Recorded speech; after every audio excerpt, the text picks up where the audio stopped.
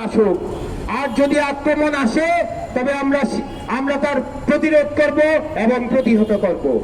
আমরা শান্তিপ্রিয়, আমাদের শান্তি, আমাদের ধ্যান ভঙ্গ করবেন না।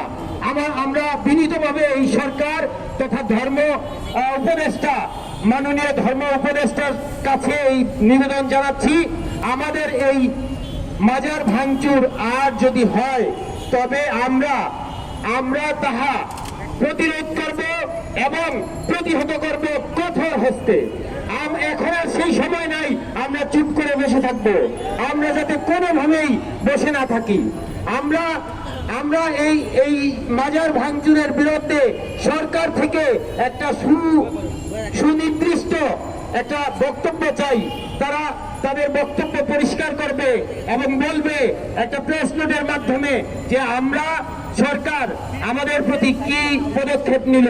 যতক্ষণ পদক্ষেপ না নেয় আমাদের এই প্রতিবাদী সমাবেশ চলবে। আমরা ঈদে মিলাদুন্নবীর দিনকে লক্ষ্য করে বলবো, আগত 16ই সেপ্টেম্বর মহাসগৌরবে ঈদে মিলাদুন্নবী পালিত হবে আনন্দের সাথে।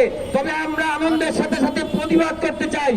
আমরা শুধু এবারের ঈদে মিলাদুন্নবী আনন্দের মধ্যে সীমাবদ্ধ রাখতে পারতেছি না, কারণ আমাদেরকে আক্রমণ করা হচ্ছে। আমাদের খানকা, আমাদের দরবার, আমাদের মাজার শরীফে অগ্নিসংযোগ করা হচ্ছে, ভাঙচুর করা হচ্ছে। এটা কখনোই একটা সভ্য দেশে হতে পারে না।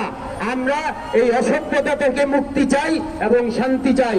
আমরা শান্তিপ্রিয়, আমরা ধর্মপ্রিয়, আমরা কারো ধর্মের উপর আঘাত করি না। আমাদের মতদর্শের উপর যাতে কোনো মানুষের আঘাত না আসে সেই দায়িত্ব রাষ্ট্রের, সেই দায়িত্ব বর্তমান সরকারের।